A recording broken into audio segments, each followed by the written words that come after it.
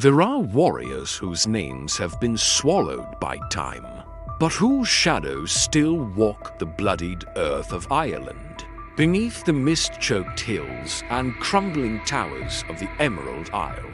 There exists a legend too dark for history books, a brotherhood of killers so feared that kings paid fortunes just to keep them from their enemies' gates. They were not Irish, they were not quite Scottish, they were something in between. Something ancient, something unholy. They were the Gallowglass, and this is their haunting. The 13th century. Ireland is fracturing a land of warring clans, broken oaths, and rivers that run red beneath every full moon. Into this chaos came ships with black sails, cutting through the grey waters from the western isles of Scotland and the storm-racked Hebrides. These were not raiders, they were professionals. The Gallowglass, Gallowglass in Gaelic foreign warriors, born of Norse blood and Celtic fury, forged in the brutal clan wars of Scotland. They were the sons of Vikings who had settled the Isles generations before. They inherited the berserker rage of their Scandinavian ancestors and the iron discipline of Gaelic warlords. They were hybrids, outsiders, neither fully Norse nor fully Gaelic, and that made them perfect. The Irish chieftains saw opportunity in these towering strangers. Men who owed no allegiance to local feuds. Men who fought not for land or love, but for silver and honor. The Gallowglass became Ireland's first true mercenaries, an elite force of heavy infantry that would dominate Irish warfare for centuries. But they were more than hired swords. They became nobility, entire dynasties. McSweeney's, MacDonalds, McSheehy's rose to power through the axe and the oath. They married into Irish clans. They built fortresses. They became part of the landscape itself, as permanent and as dangerous as the stones of Newgrange. And like those ancient stones, they carried something older than Christianity, something that whispered in the dark. Picture them, 7 feet tall or near enough to make no difference when they're bearing down on you, clad in shirts of chain mail that weigh 40 pounds, moving with the inevitability of glaciers. In their hands, the Sparth axe, a 6-foot shaft of ash topped with a crescent blade that could split a man from crown to ribcage. Or a claymore, the legendary Scottish greatsword that sang when it killed. The Gallowglass did not break ranks. They did not retreat. They formed the immovable center of every Irish army, a wall of flesh and steel that held, while lighter troops swarmed around them. To face a formation of Gallowglass was to face death standing upright. English chroniclers called them savage and fearsome giants. Spanish observers wrote of them with something approaching religious terror. One account describes them as demons in human form who seemed to feel no pain. But it wasn't just their size or their weapons.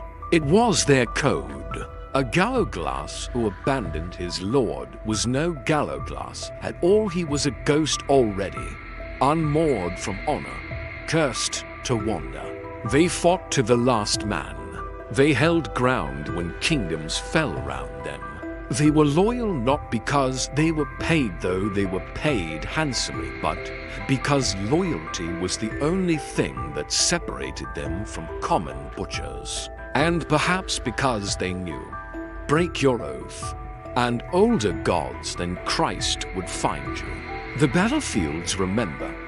There are places in Ireland, forgotten fields near Disardode, blood-soaked earth around Knockdoe, the ruins of Bailey Shannon, where locals will not walk after dark. where the air grows cold even in summer, where the fog moves against the wind. The old people say it's the Gallowglass, that warriors who died far from their island homes, buried in foreign soil without proper rites, still march, that on certain nights Samhain, the winter solstice, nights when the barrier between worlds grows thin, you can hear them. The rhythm of their boots, the creak of their leather, the low murmur of Gaelic and Norse mingled into something no living tongue can speak. Some say they were blessed by the Morrigan, the Irish goddess of war and death, who marked them as her sacred instruments, that she whispered to them before battle, promised them glory, demanded blood. Others claim they made pacts with older things, the Fomorians, the dark gods who ruled Ireland before the Celts, entities that dwelt beneath hillforts and demanded tribute in steel and sacrifice. There's a story, half myth, half memory, of a MacDonald chieftain who led his Gallowglass into battle against an English force near Ulster. They were outnumbered 5 to 1. Every man died, every single one. But the English didn't occupy that ground. They burned it and left, because that night their sentries reported seeing the dead Gallowglass standing in formation, axes resting on shoulders, watching the camp with hollow eyes. The English commander ordered a retreat. At dawn, the field was never claimed. 300 years later, it's still barren. Nothing grows there. Time is the only enemy that never loses. By the 16th century, warfare was changing. Gunpowder, cannons, pike formations drilled with mechanical precision. The age of the individual warrior, the knight, the berserker, the axe-wielding giant was ending. The Gallowglass, who had ruled Irish battlefields for 300 years, found themselves anachronisms, too slow against musket fire, too expensive to maintain, too proud to adapt. The English conquest of Ireland ground them down not in single glorious battles, but in sieges, in famines, in the slow starvation of their culture. The old Gaelic lords who employed them fell one by one. The clan system collapsed. The language faded. By the 17th century, the Gallowglass were gone. Not defeated, not destroyed, just gone. Their fortresses crumbled into the landscape.